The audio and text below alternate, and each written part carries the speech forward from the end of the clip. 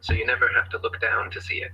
If Earth were in fact a globe, no matter how large, as you ascended, the horizon would stay fixed and the observer would have to tilt looking down further and further to see it. 3. The natural physics of water is to find and maintain its level. A giant sphere tilted, wobbling, and hurtling through infinite space, then truly flat, consistently level surfaces would not exist here. But since Earth is in fact an extended flat plane, this fundamental physical property of fluids finding and remaining level is consistent with experience and common sense. 4.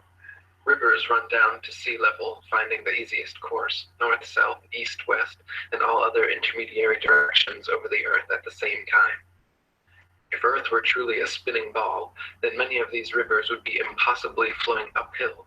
For example, the Mississippi, in its 3,000 miles, would have to ascend 11 miles before reaching the Gulf of Mexico.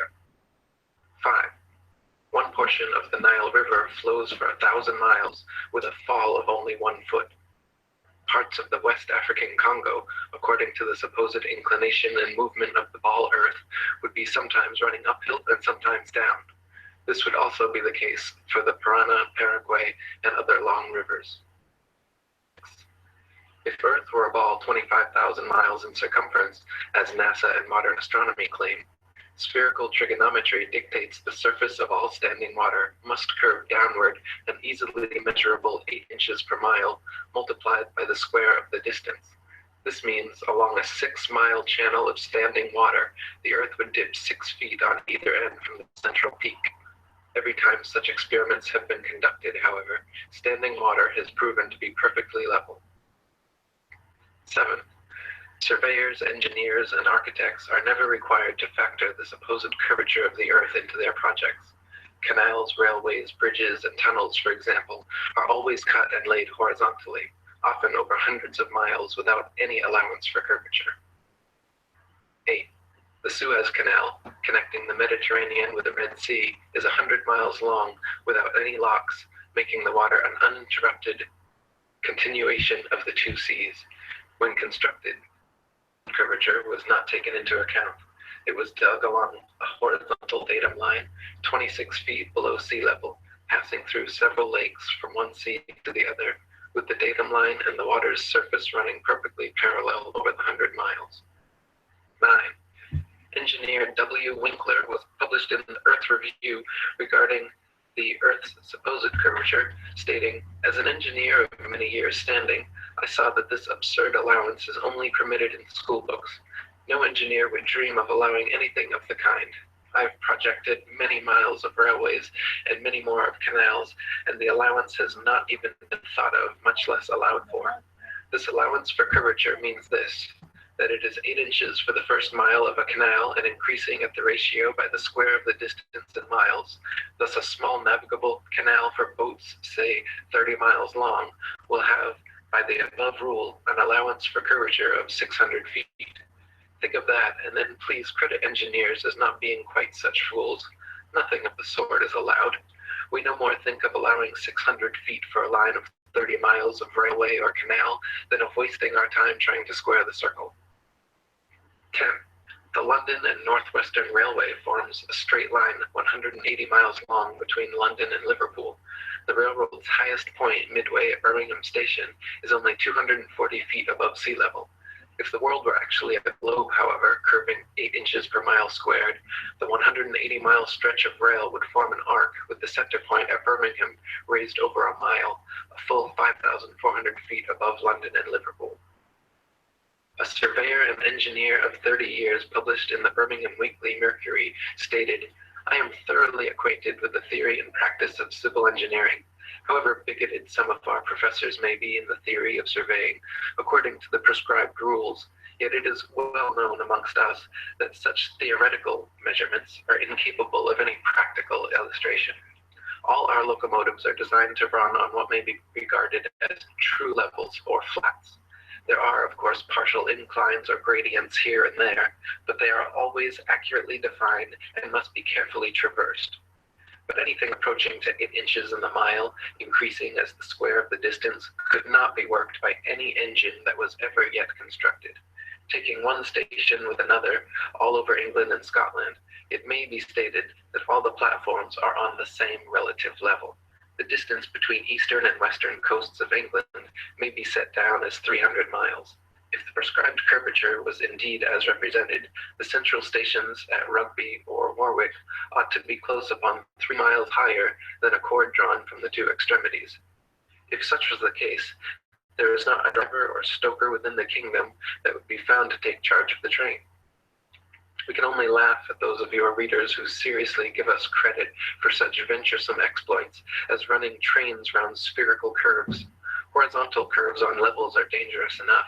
Vertical curves would be 1,000 times worse, and with our rolling stock constructed as at present, physically impossible. 12.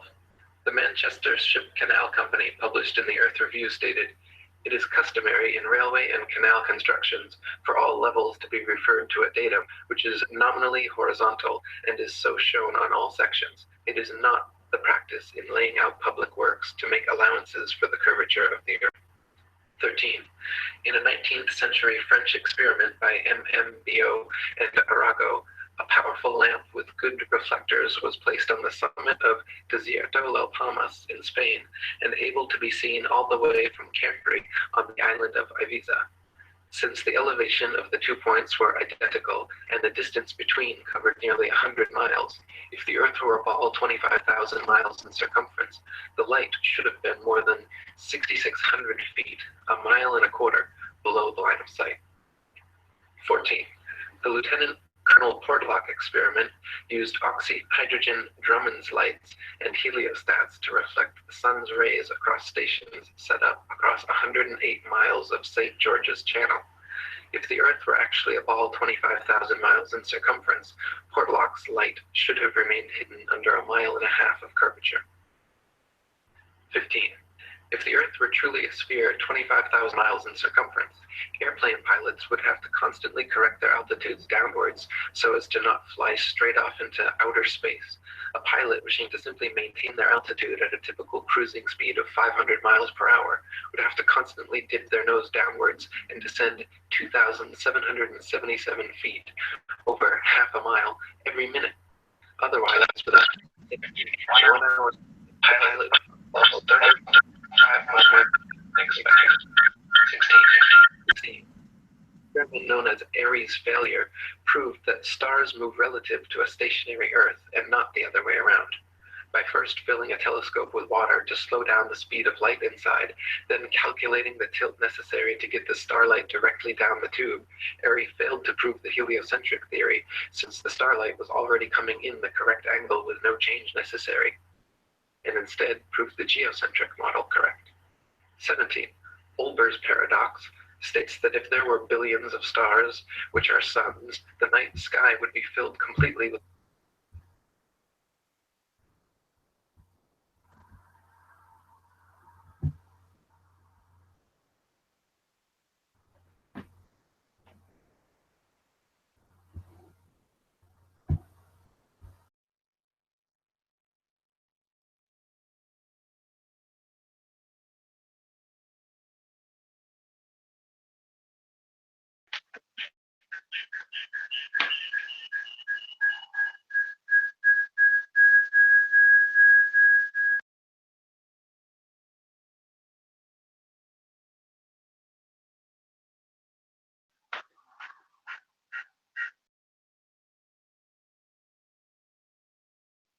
Hello?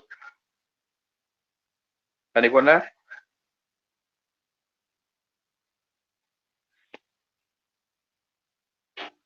Anyone out there?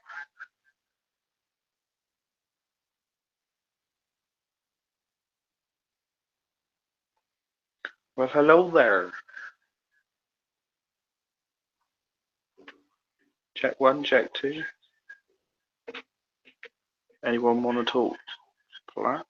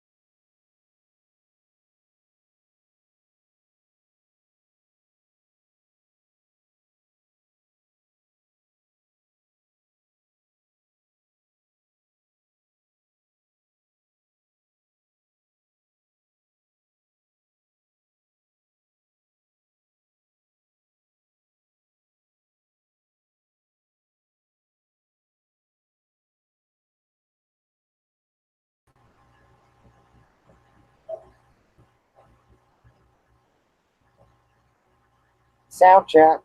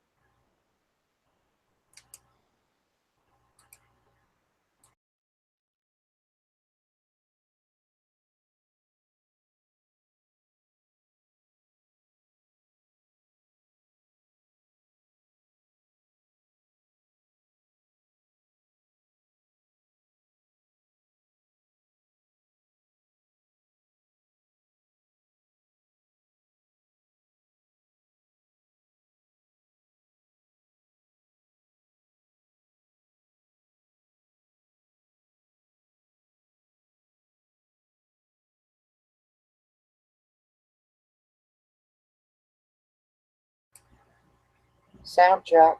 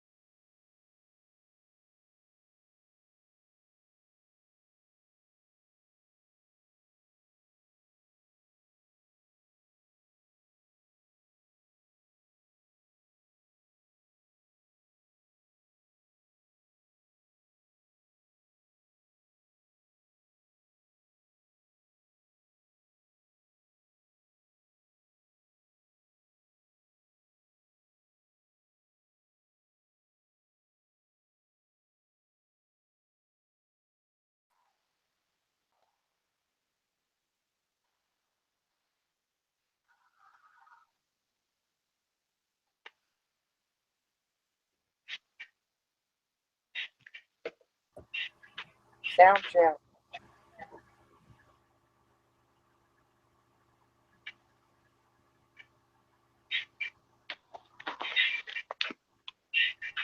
Sound check.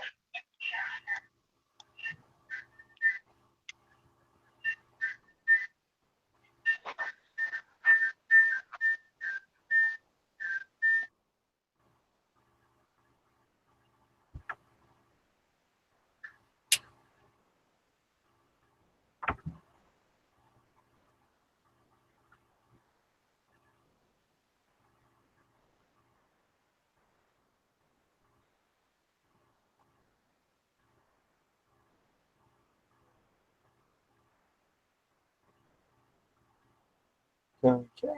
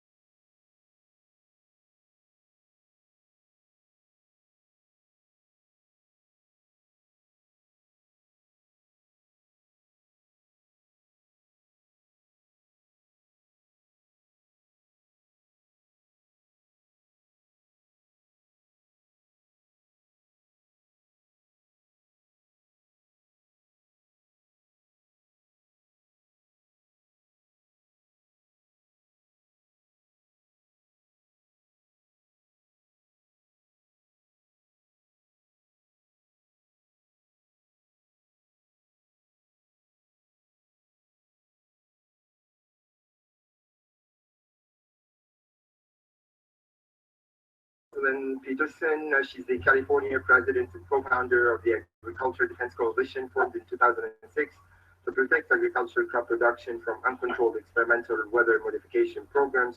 A very interesting topic, for a non-specialized person like myself.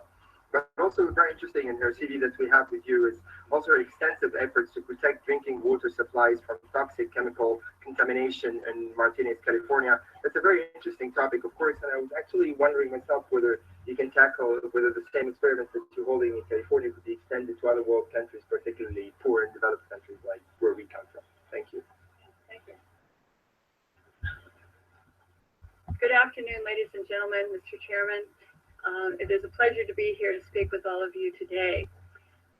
One of the things that I would like to say is that we are in a global drumbeat right at the moment, talking about climate change and global warming.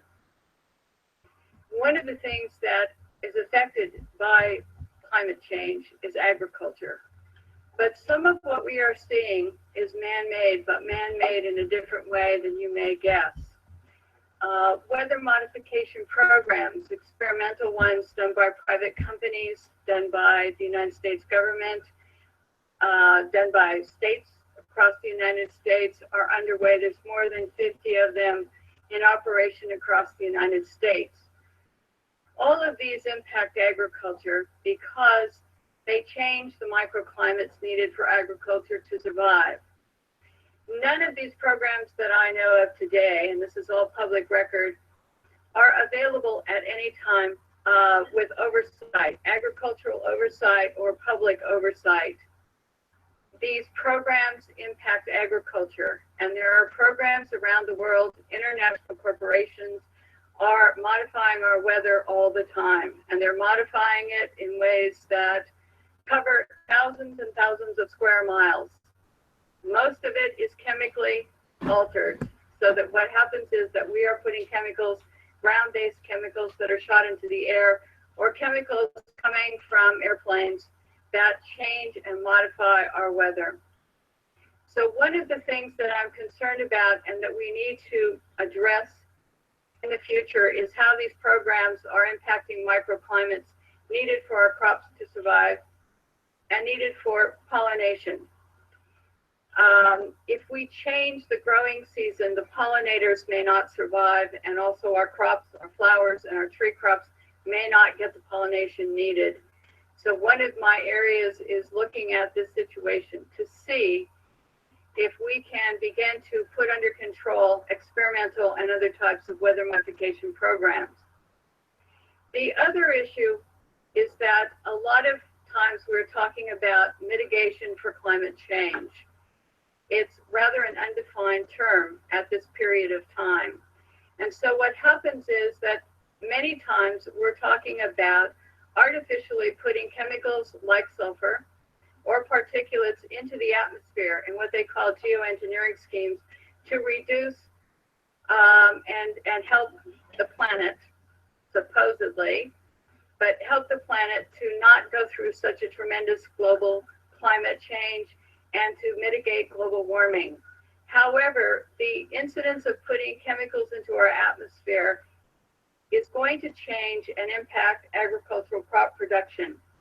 And if you take and you put up into our skies chemicals to reduce the amount of sunlight reaching the earth, you are going to begin to reduce crop production. Studies at the University of Illinois on corn crop production show reductions. Without the process of photosynthesis. You need a website. Why not do it yourself? With Wix, you can create your own professional website. Choose from hundreds of designer-made templates. No matter what business you're in, you can get your website online today. Just drag and drop to create.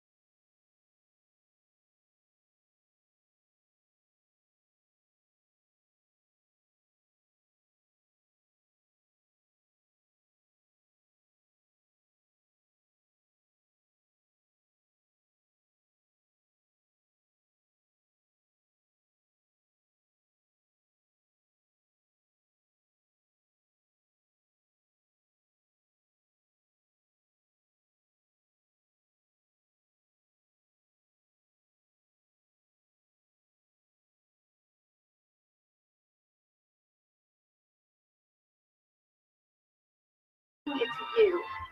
So there is a human you and a paper you, or as it's commonly known, a straw man. So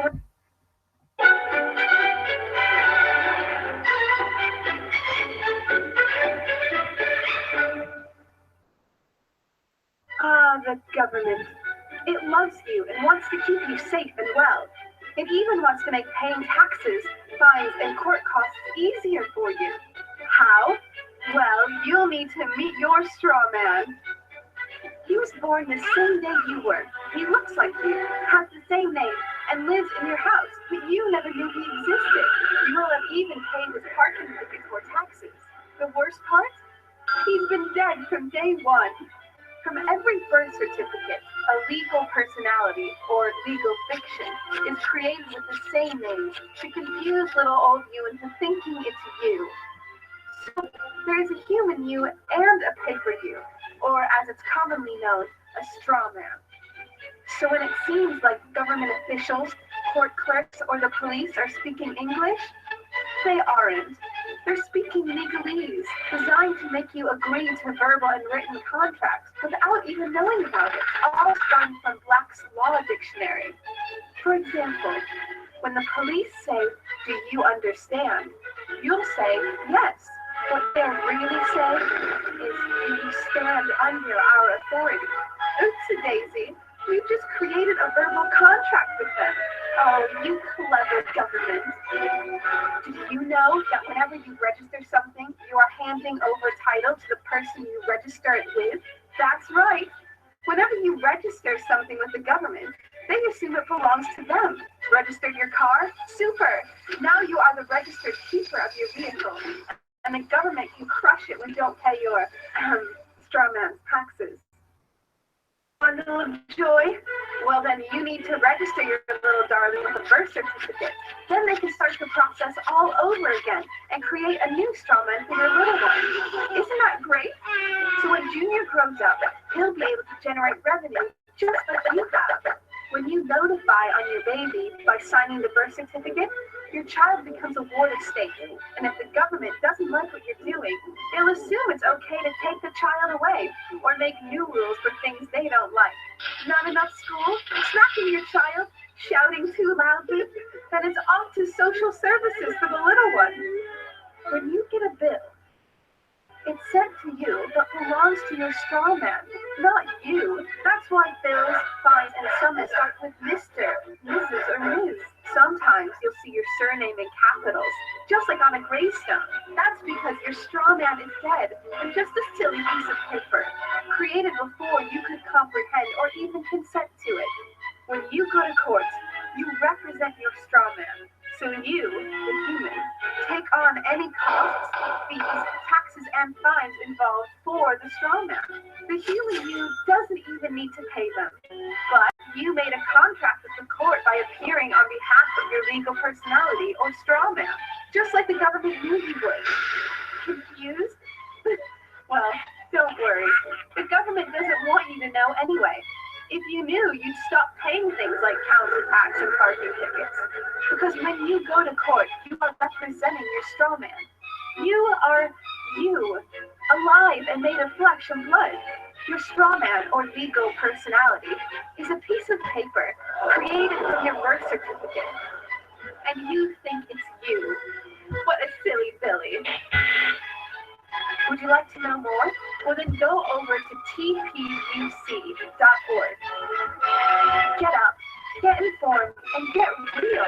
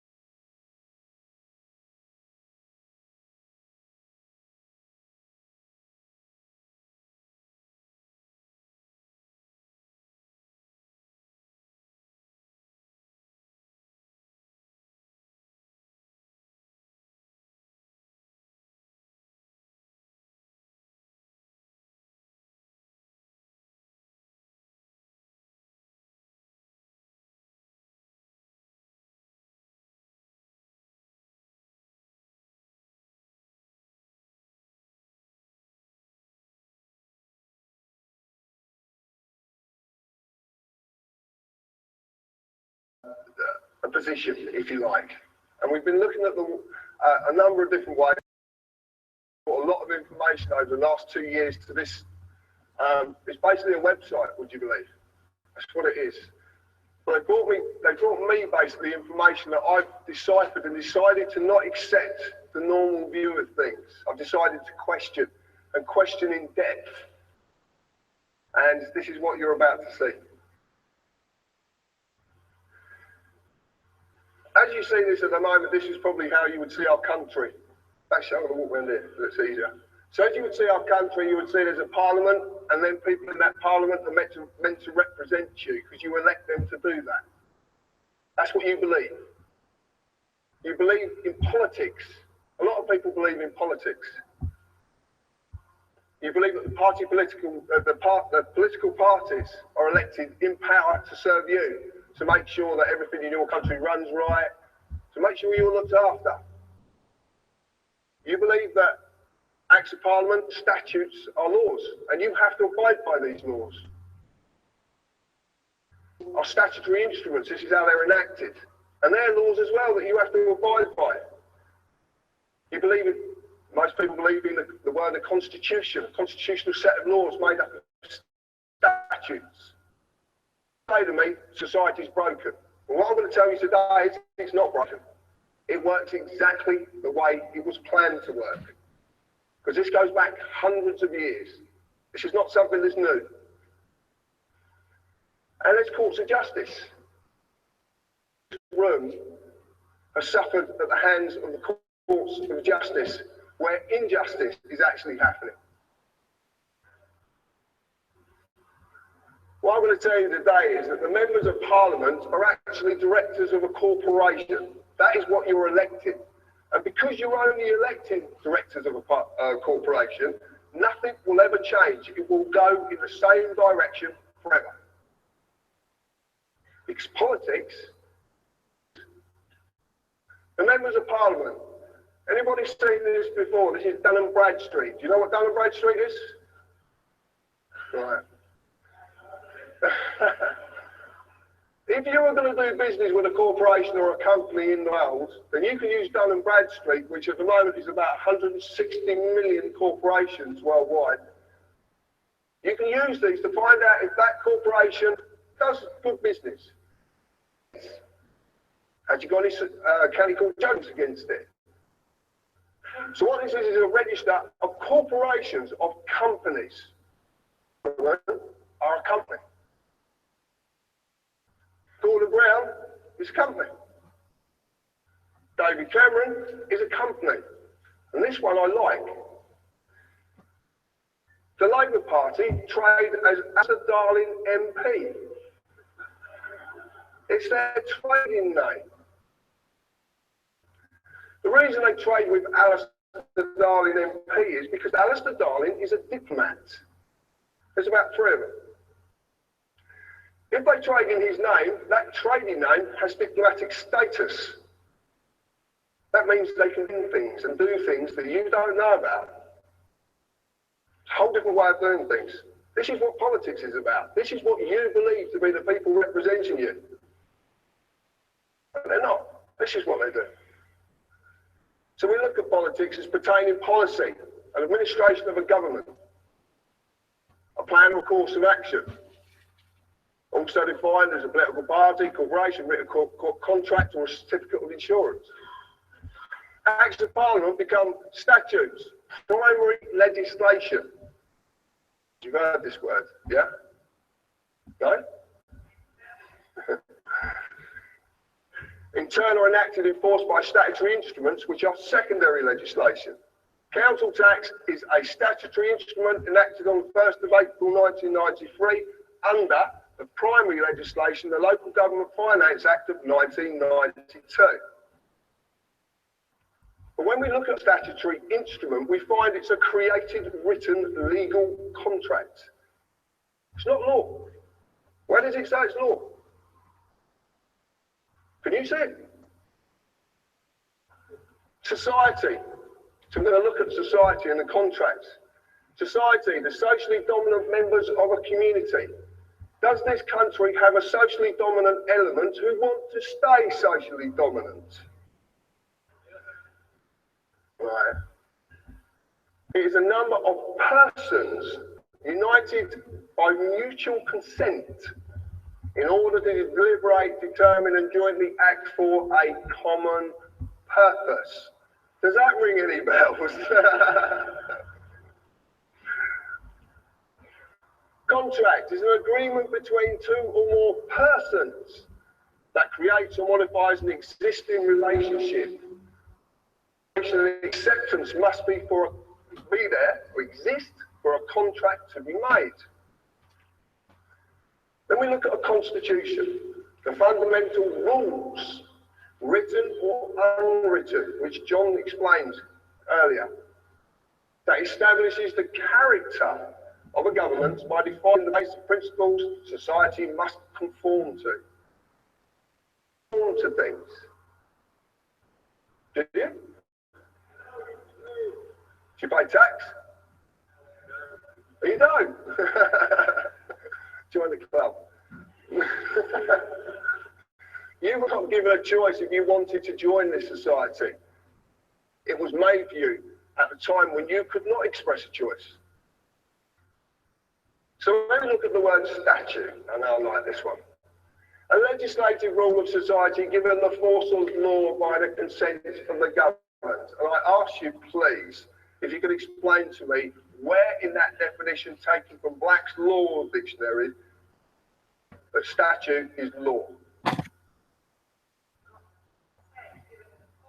The force of law, but it's not law. Right. I will get to that. Not quite yet. I will get to it. From the neutral, everybody must know this word status. In what our society, what does it rely on? Status. Yeah? That's what we want to do, don't we? We want to be better in status. More money, bigger car, bigger this, bigger that, better than next door neighbour. That's the word, status. And it all comes from this.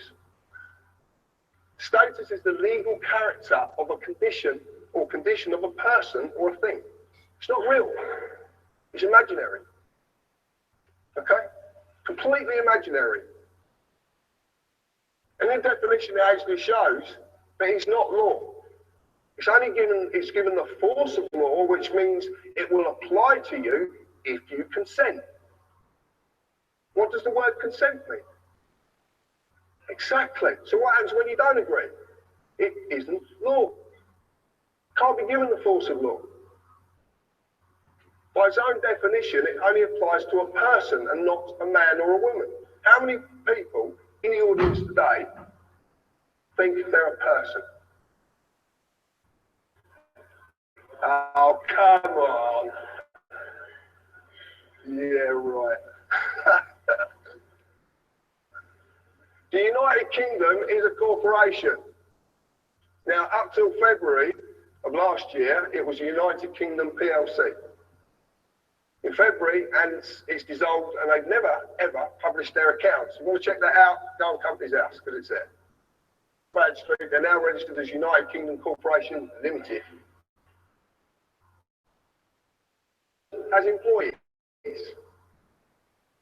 but not just civil servants, they're all of you. Every one of you. If you have a national insurance number, that means you too are an employee. The policy of this corporation requires you as an employee to pay tax, follow all the legislative rules of that corporation, in this case, statutes. As in any company, if you break the rules, you will be disciplined under that company's legislation. The police of the United Kingdom Corporation are called companies too. Run for profit. Because that's what companies basically do. They run for profit. And who are they making profit for?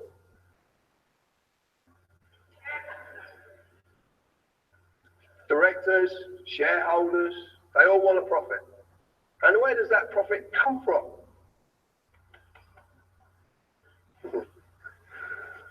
The corporate policy enforcement officers Their job is to enforce the rules of the corporation. The courts of the United Kingdom Corporation are all companies run for profit as well. If you break the rules, you will get an invite, which is a summons. Place of business to discuss your punishment. Except that they are not inviting you. You just think they are. Even the highest court in the land is a corporation. So, we believe that the courts are issuing us justice. We believe that we're going to get a lawful trial. There is a massive difference between lawful and legal. Massive difference. You like this picture? This is very, very important. I want to explain something. During my life growing up, I am a fully fledged carpenter as well. And that's all I do. I'm just a working class man. All through my life, I was a bit of a bugger when I was young, to say the least. And there was a policeman called Mick Reed, who was a very dear friend of mine, who helped me incredibly when I was young. Because when I was growing up, I didn't fit into any group, or I didn't fit a slot. I always questioned everything, and I questioned discipline. I questioned authority if I thought it was wrong. And I suffered for it as well, many, many times. But Mick showed me that there is what a real policeman's about. And this is where this comes from. This is where I understand this now. A policeman, a human being, his duty under common law of this land is to serve and protect every individual in this land. You've heard Albert say this today. That is his duty. That is what he does his job for, to serve and protect and never, ever delay right or justice to any individual in this land. That's their job. They must uphold the common law. But they have a fiction attached to them called a police officer. Now, if you look at the word officer, it comes from the corporate world. What's a CEO? Chief Executive Officer. It's all officers. They're unbelievable. This man on my right is who enforces statutes on you. This man protects you. But the trouble is, the boys in blue, who I've got all the admiration in the world for, because I've got a lot of friends in the police force, don't know the difference. They don't know the difference anymore. And some of them didn't know the difference in the first place, because they're being told wrong. They're not being told about this bit, they're only being told about this bit. And funny enough, I had a conversation with Albert the other day, and he was telling me some things that are going on in the police force regarding their training at the moment. And all of them are being trained to be this. Okay? So when you meet these people, what we're trying to do is, I wouldn't say educate them, we're trying to bring them to an understanding of what they really are and what they're supposed to do. And I recently, same as Albert did, I went for a police force from down the bottom to a chief inspector. I made the chief inspector overall statutory legislation, and you go back to common law. Anybody can do it. You just got to know the language to speak, because there's a language they're using against you that you do not understand. You might think you do, because it's English, but it's their language. It's called legalese. It's the language of the law society. Any society, I'll go into this in a bit, but any society, you can start a society tomorrow and create your own language. So we need to just gently tell these people. Now, we have methods of talking to these people that sometimes prevents us being dragged down ourselves. And I will be going into that. But it doesn't always work. Because if they're going to slap the cuffs off you and drag you away, they're going to do it. Okay? And you might as well just make it easy, but always let them know that you are protesting. Peacefully. No violence. No violence whatsoever. This is not about violence. It's a bit like Gandhi said, an eye for an eye just ends up with the world being all blind. I want you to watch watch this little video, and the man who made this video is actually up there.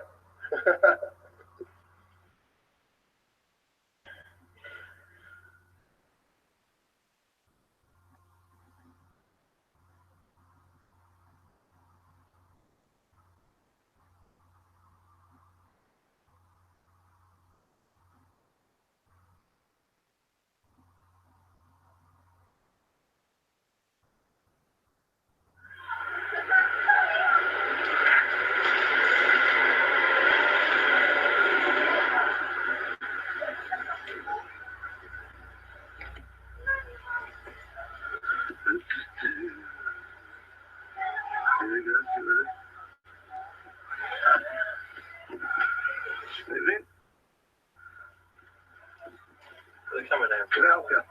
What? Can I help you? Put the camera down. What? Whoa. I'm in my own garden here, mate. What, you come bloody there? Filming the place. It's not an offence at all. It is, sir.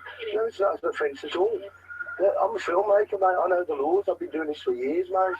I film the police all the time. It's not an offence. Okay. We're telling you. What section is it of the offence under? It's an offence, sir. What section is it offence under? On there. Can you switch the camera off? No, I can't switch my camera off.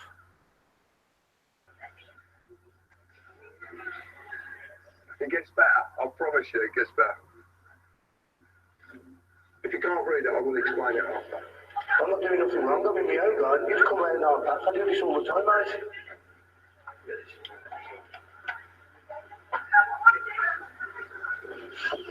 Get the mobile phone, the solicitor. Right, this is a free country. You're taught by law, yeah? So I just quickly, we've just done some checks on the workshop from the gentleman here that's filming. Yeah, he's in his own garden, minding his own business, and the police have just come over here intruding on my privacy, my liberty, my freedom. It's not illegal. I do this all the time. I film the police all the time down here. I film the inspector at the meetings, mate. I think you've got it wrong. What's your name? Sorry, sir.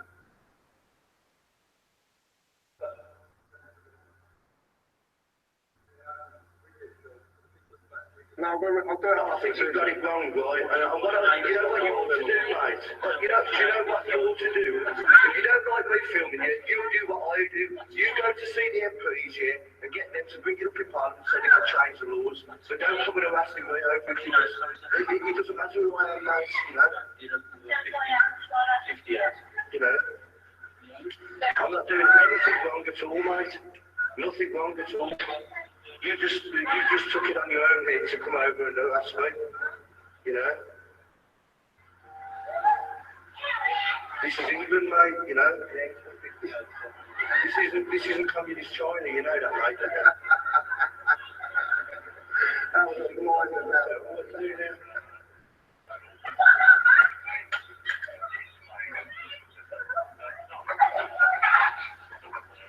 Yeah, it's not an offence, mate, see. The camera will be open in your ears. And the camera will pick it up better than his ears. It doesn't matter. It doesn't matter. You're just trying to make an issue here. I'm not fighting for you. I'm not doing anything wrong. I'm not doing anything wrong. What did you say to that? It doesn't matter. I'm not doing anything wrong. I haven't done anything wrong. What are you trying to make an issue for? I'm not breaking no laws. You come over here harassing us, mate.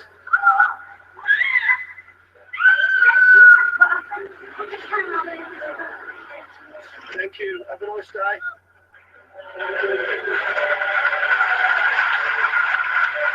Thank you, Darren, for that. Just as this plays out, I'll explain what actually went on there. Actually, I'll get this to stop. Oh, actually, you don't need to see that yet. Oh, you can actually. Right, just to let you know, all the police, I said all the police are registered corporations. City of London Police, up the top here, are registered. Northumberland, Gwent Constabulary, also trading as Gwent Police Authority. Okay, they're trading. So that means they're companies who are trading for profit. And they need to generate that profit. And how they generate that profit is enforcing statutes on you. That's how they do it. Not law. It's policy. What you saw there in that video was two police officers trying to get a man to give his name and his address.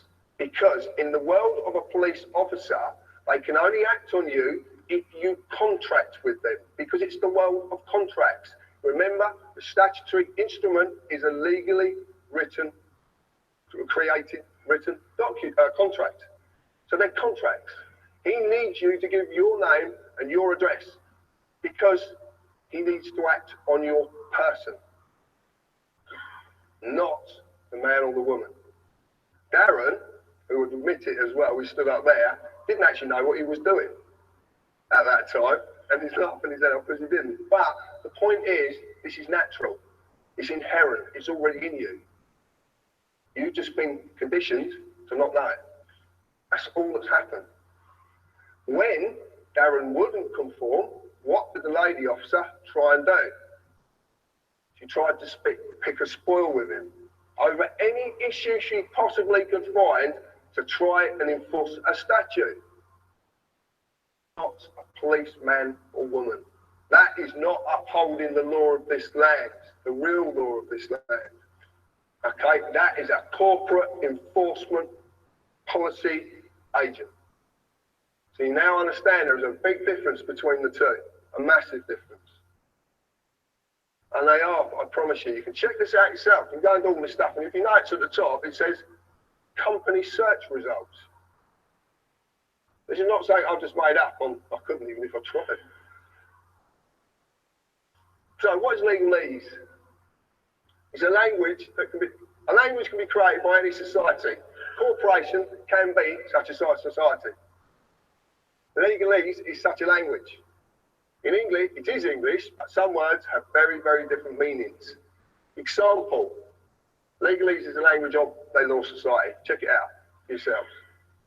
One of the things I was going to say before I come on and I forgot is to say to you, do not take a word I'm saying as being the truth. Don't.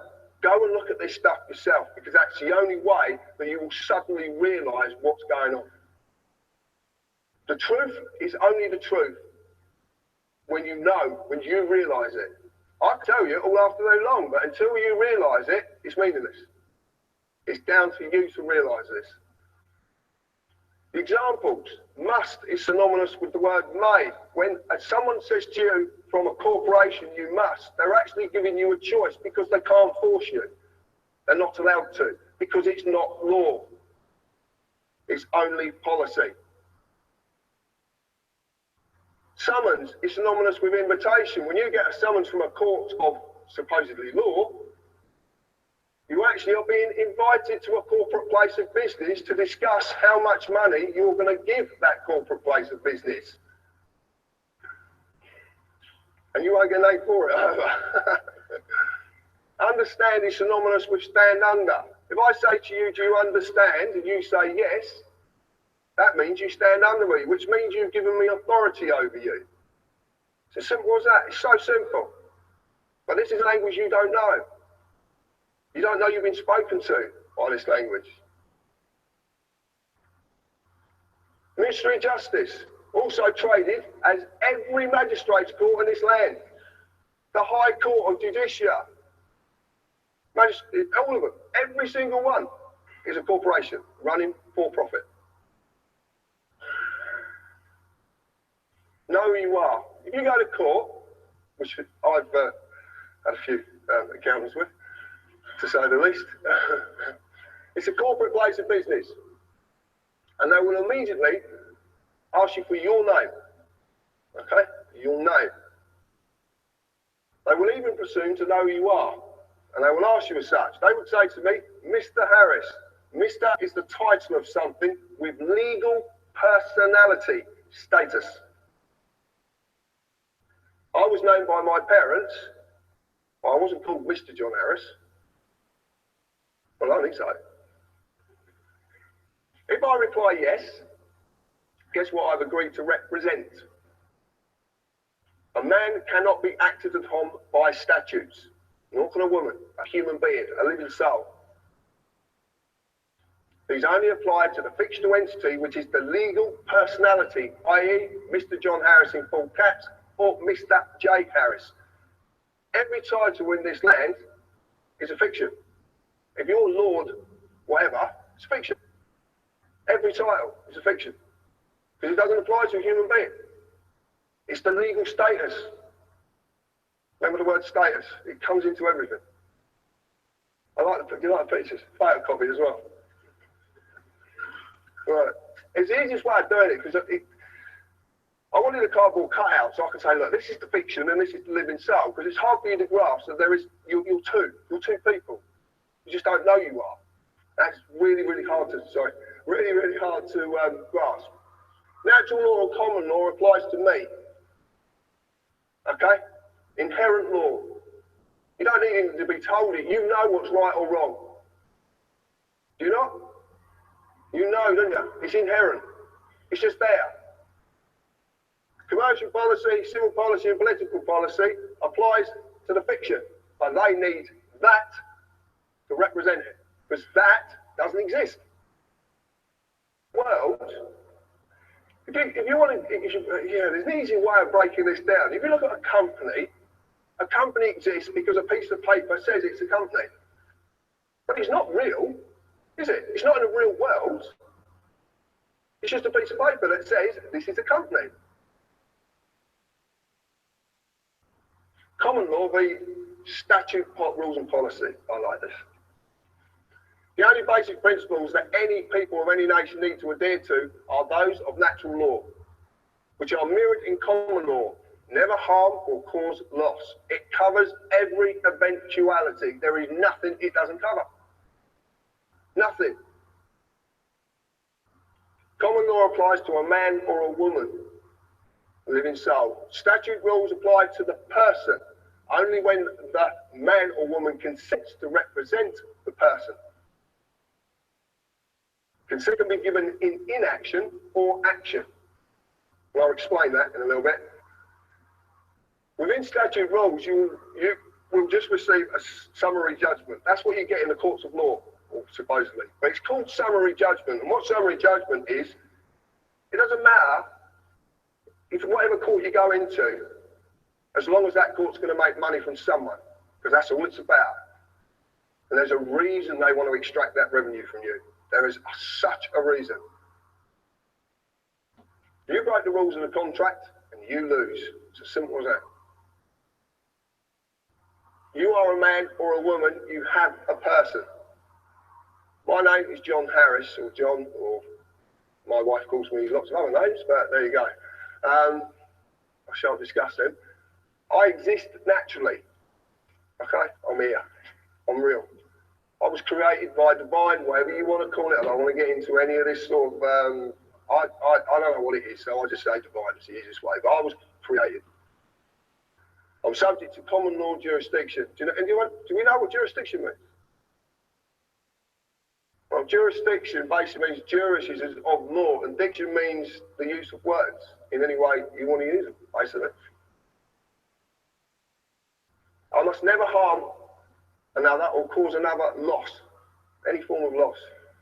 I'm free and unlimited ability to contract and settle debt in private and under commercial law. I can basically do as I please as long as I abide by these principles. My person that's attached to me is Mr. J. Harris, who's a fictional entity created by the government. Subject to civil policy jurisdiction, must fulfill all duties given to and governed by corporate policy, tax, etc. under statute. Does business in the public sector, or I don't. So what is a person? Okay. They're inviting a person created by the United Kingdom Corporation. They created something when you were born. You just didn't know because you couldn't know. Your parents didn't know and their parents before them didn't know. Because it's been hidden from you. Because it's too simple. That's the point. Our world is so bloody complicated. But it's not complicated. Everything complicated has a very, very simple foundation. Everything. I'm just simple. I just look at things simply. Your fictional person was created when your birth was registered and evidenced by your birth certificate. Man created government, which in turn created persons. Your person is not you. It is a legal fiction which you are falsely identifying with because you've been deceived. Massively. You don't get to say what its rights and duties are. The United Kingdom Corporation does. You've been misled and you've been deceived. Let's define the word person. Includes natural person, firm, co-partnership, association, limited liability, company or corporation, legal personality. Well, I've got a problem with this. First off, the first one we had was how can you define person with exactly the same word because you're failing to define anything? And this is in Black's Law Dictionary. 8. If you look at person in Black's Law Dictionary 3, you'll see it's a fiction. As she says it, it's a fiction. But it's not real. It's not real. And what, I want to ask a question as well.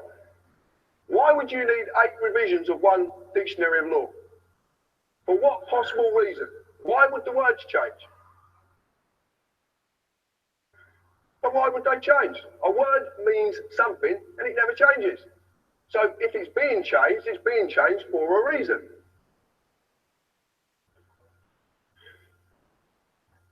The creation of the person. When you were born, your mother, father, submitted a birth certificate registration application form.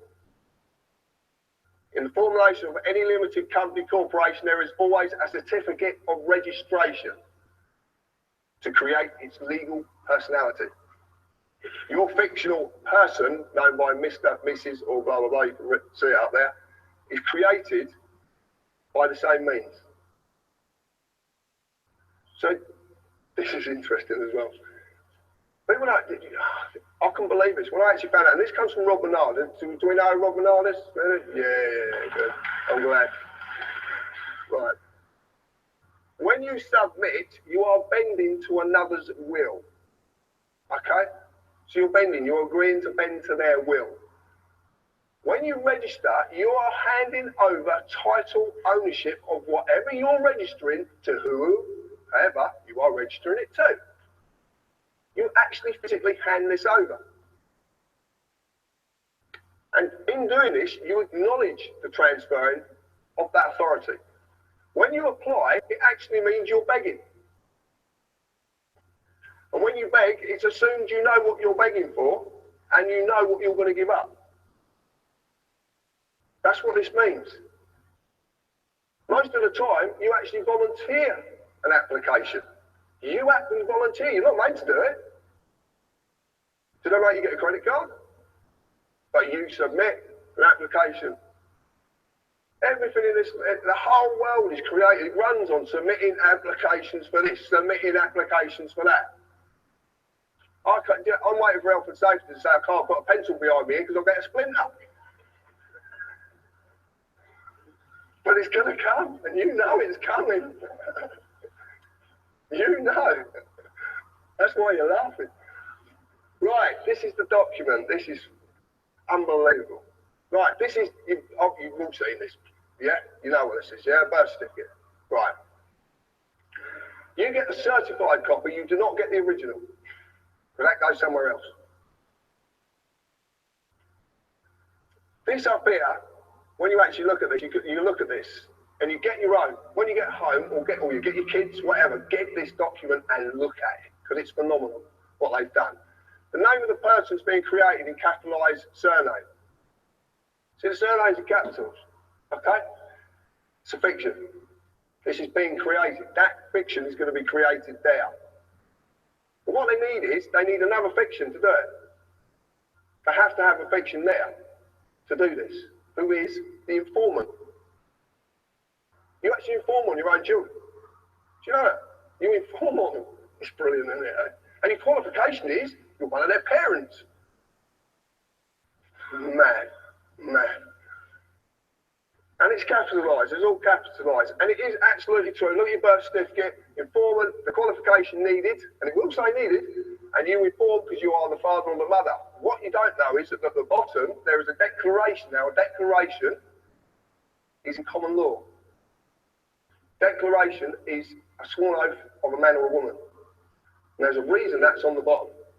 Because without that man or woman being present, the fictitious mother or father isn't present. Now you're seeing that the person is attached to the human being. But to do this, they need the human being to be there. That's why there's a declaration at the bottom of it. And this, it says it quite simply. You have to be present to represent the person needed to create the new person's legal personality. Believe me, it's mind-boggling, but it really is. This is what we found. And it all makes sense. That's the point. This is what I want to tell you about it.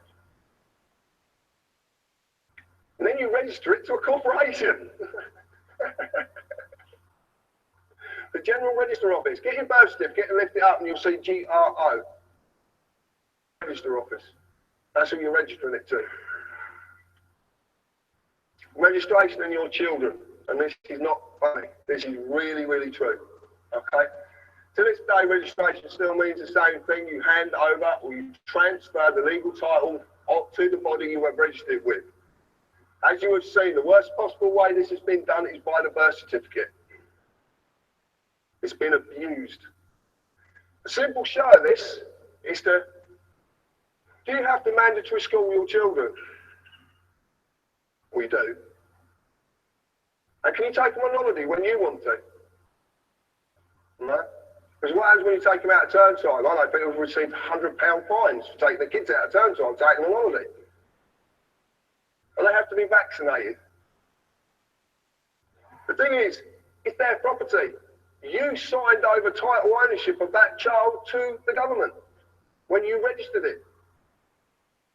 You've got no claim to your children whatsoever. You just don't know it because you've been duped. If you want proof of it, the social services. What happens when you don't look after their property? Well, they pertain you're not looking after their property properly. Linda Lewis, Baby P.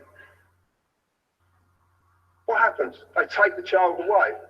And not all children are taken away because the child is in danger. Do not believe that for a second. Do not believe the propaganda because it's not true. And my friend down there, Mr. Gerrish, can prove this many, many times. But what you'll notice is it says Social Services PLC because it is a PLC. And a PLC is a public limited company that has shareholders. And shareholders need profits. And where do they get profit from? Stealing children.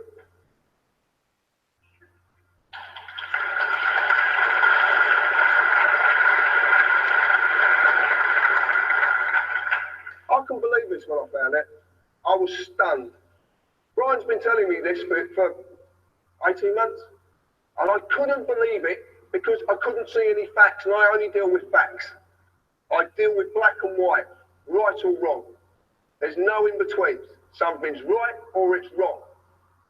And this is fact. And it makes sense. I want to prove it as well. Consider this. Could the government lawfully take your car and crush it if you owned it? Right. When you register your vehicle, you hand over the title ownership of that vehicle to the government. You get a V5 document, and it's the registered keeper. Look on anyone, registered keeper.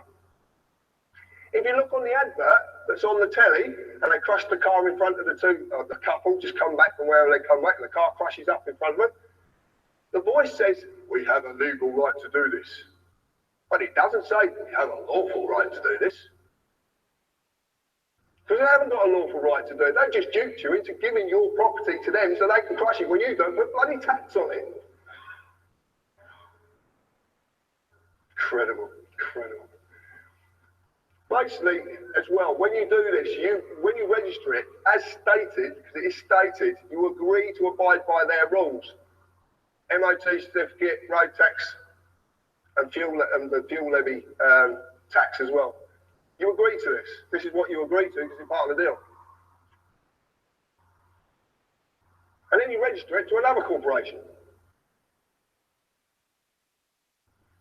Please remember this. Please remember this in future. When you register something, anything, you give up ownership of it. Your house, your car, your children, whatever it is, you give up ownership of it. And they shouldn't own your children, and you don't. But your children are your children. And no one has the right to take that child away from you. No one. You get a certificate of title, and it's worthless. It's not worth the paper it's written on. Fixed penalty notices. So why are there so many fixed penalty notices? You get a fine for filling your bin up too much, or putting it out on the wrong day, or sticking it in the wrong position. Speed cameras, sworn documents. Well, what are these notices in the real world? They've been issued by corporations. And the corporations are dreaming up more and more reasons for penalising you. Penalised by the way of forfeit. Something surrendered subject to surrender as punishment for a breach of contract. These are called adhesion contracts. An adhesion contract is a type of contract that is legal and binding agreement that someone writes, makes it there. They basically do as they please. They've got all the bargaining power, they attach it to you, and it's to their advantage. A notice is not a bill. A notice is not a demand. If you went to a restaurant and the waiter come up and said, that's £60 for your meal and I serve you notice, what would you do? Pay or ask for a bill?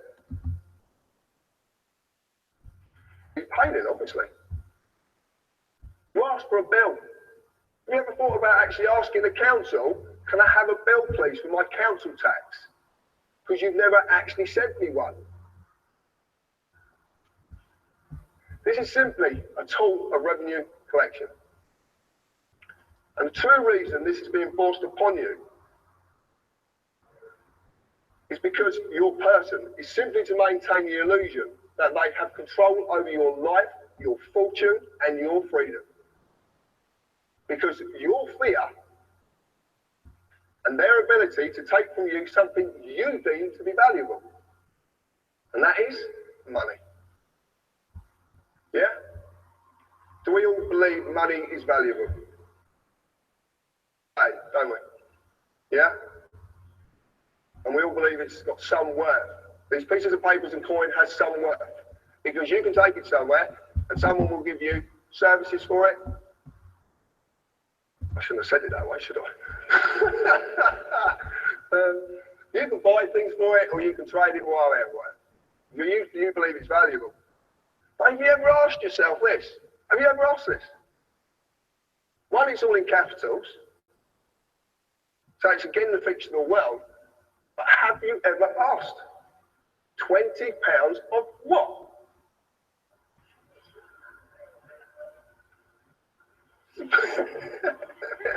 It's true though, isn't it? Of what? Go and ask the Bank of England, you'll get kicked out. It happened to a friend of mine. Serious. This is the real truth. You're the currency, not money. You are. Because without you, this country grinds to a halt. Because the principal workforce of any machine or any corporation or any company are slaves. And they have to give you something to believe in so you will do that work. You will not question. And to make it valuable, they're going to stiff you with as many fines that are make-believe to make you give over that worthless piece of paper to another corporation just so you believe it's real.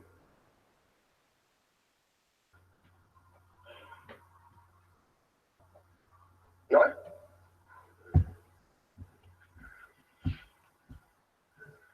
This is what I entered into. Some of you might know what I'd done. A friend of mine, Robin, who sat in the audience, gave me some information once. And funny enough, another gentleman who sat in the audience gave me the same information. I looked at it, And it's called lawful rebellion. It's actually wrote in Magna Carta 1215. It's Article 61. A lot about Magna Carta now, and I know that Magna Carta certainly wasn't right for us. And we can't use it. We can't use it. But we can use the method of lawful rebellion, because lawful rebellion says, and what Article 61 actually says, it says lawful hinder, and it says you must never ever use violence. We can't sort this out with violence, because if we sort this out with violence, violence will always ensue.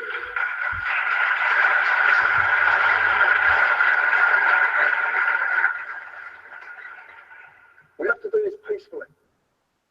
And the way we do it peacefully is learning the rules of the game. So when these people come to us, not only, you've got to understand this, there's people out there who are working in all walks of these corporations who know there's something very wrong. They don't know what it is, they're trying to do something about it. And they can't do something about it until they have the knowledge to be able to do something. And we need to give these people that knowledge. Every single time you write to the tax office and you tell them I'm not paying because what do you want me to pay with? What's it worth? Ask the tax office what they want you to pay. And say to them, what's it worth? You want me to give you a worthless bit of paper?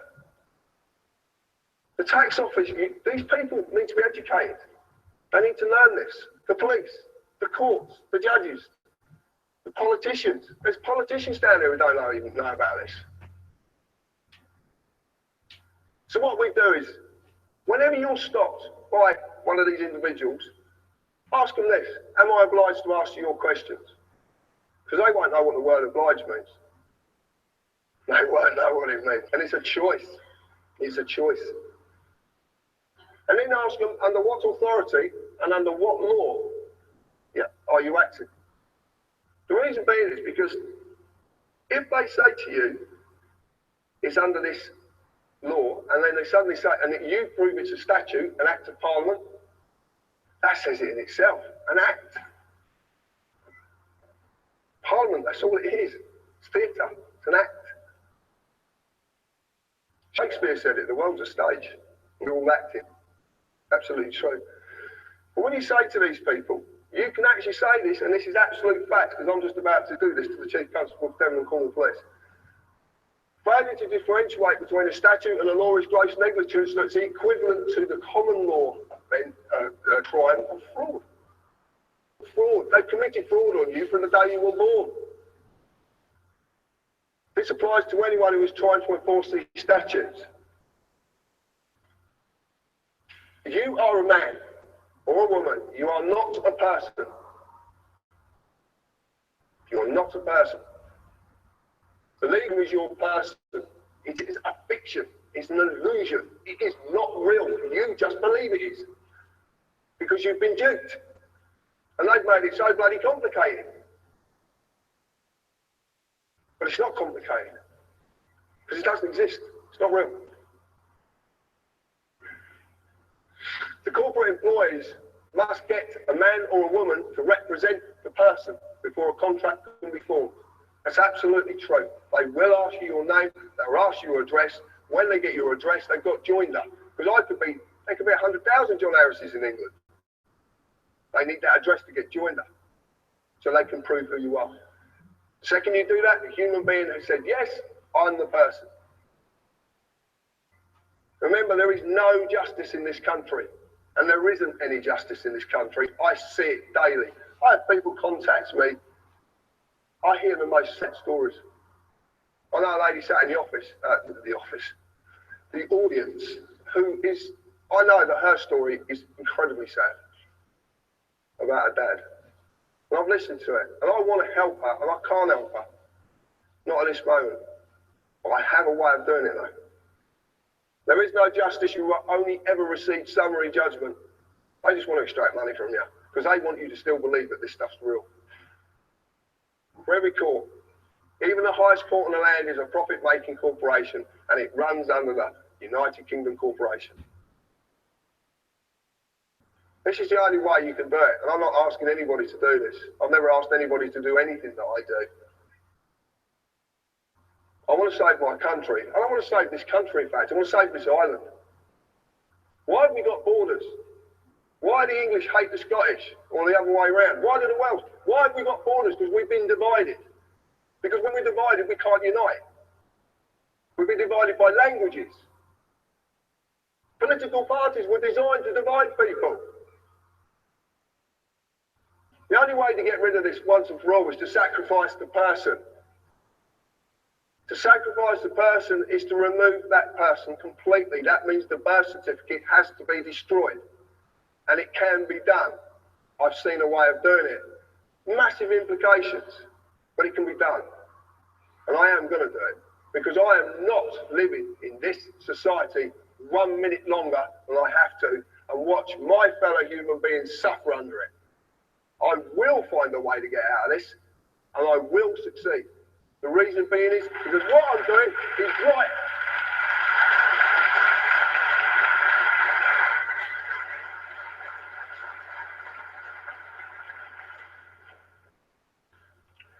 It breaks my heart. I can wait for the world.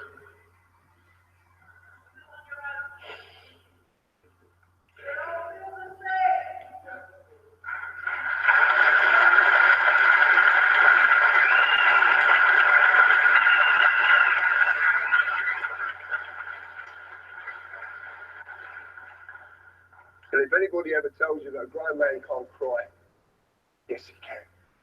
Thank you.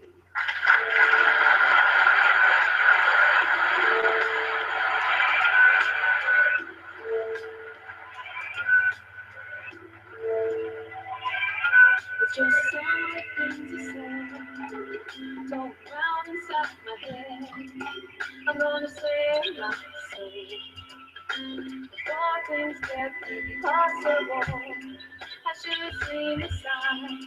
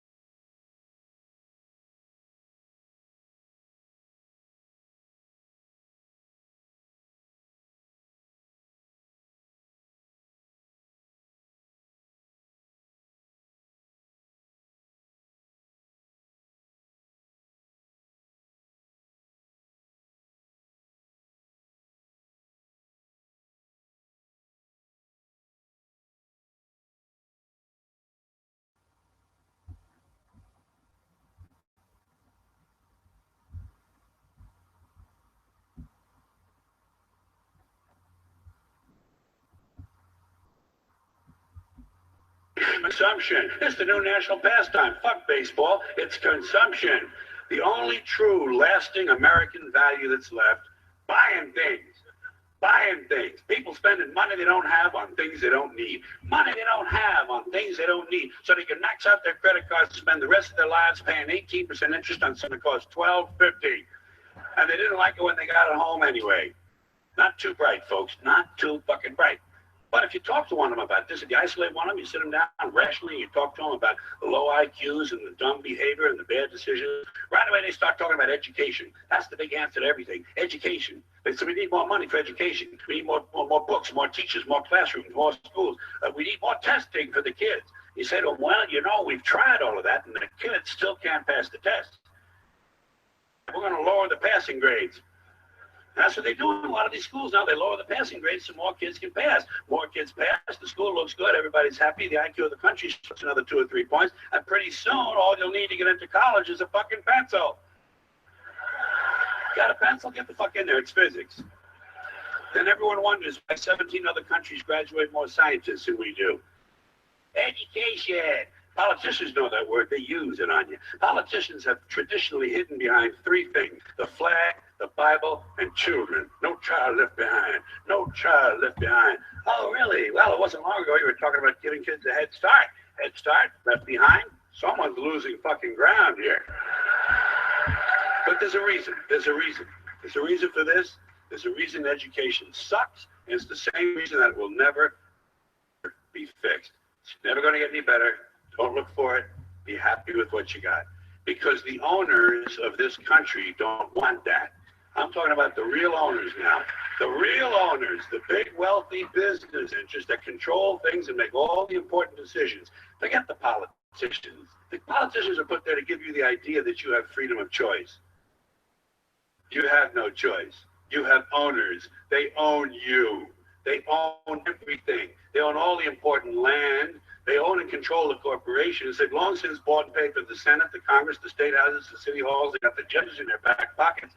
They own all the big media companies, so they control just about all of the news and information you get to hear. They got you by the balls. They spend billions of dollars every year lobbying to get what they want. Well, we know what they want. They want more for themselves and less for everybody else. But I'll tell you what they don't want. Of citizens capable of critical thinking. They don't want well-informed, well-educated people capable of critical thinking. They're not interested in that. That doesn't help them. That's against their interest. That's right. They don't want people who are smart enough to sit around the kitchen table and figure out how badly they're getting fucked by a system that threw them overboard 30 fucking years ago. They don't want that. You know what they want? They want obedient workers.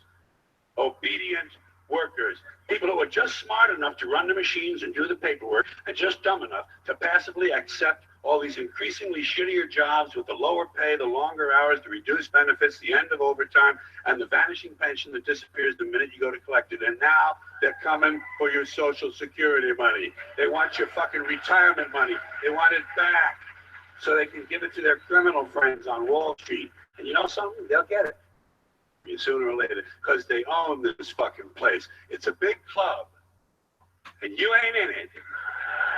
You and I are not in the big club.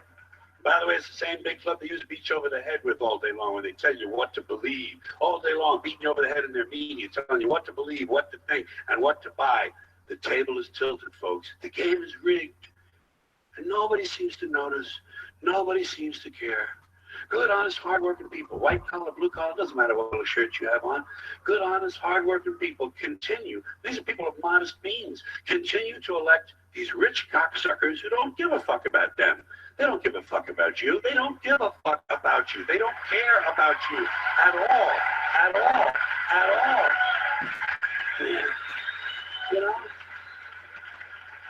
And nobody seems to notice, nobody seems to care. That's what the owners count on, the fact that Americans will probably remain willfully ignorant of the big red, white, and blue dick that's being jammed up their assholes every day. Because the owners of this country know the truth. It's called the American dream, because you have to be asleep to believe it. Consumption. It's the new national pastime. Fuck baseball. It's consumption. The only true lasting American value that's left, buying things. buying things. People spending money they don't have on things they don't need. Money they don't have on things they don't need. So they can max out their credit cards to spend the rest of their lives paying 18% interest on something that costs $12.50. And they didn't like when they got home anyway. Not too bright, folks. Not too fucking bright. But if you talk to one of them about this, if you isolate one of them, you sit them down rationally, and you talk to them about the low IQs and the dumb behavior and the bad decisions, right away they start talking about education. That's the big answer to everything. Education. They say we need more money for education. We need more books, more teachers, more classrooms, more schools. We need more testing for the kids. You say to them, well, you know, we've tried all of that, and the kids still can't pass the test. So don't you worry about that. We're going to lower the passing grades. So they do in a lot of these schools now. They lower the passing grades so more kids can pass. More kids pass, the school looks good, everybody's happy, the IQ of the country slips another 2 or 3 points, and pretty soon all you'll need to get into college is a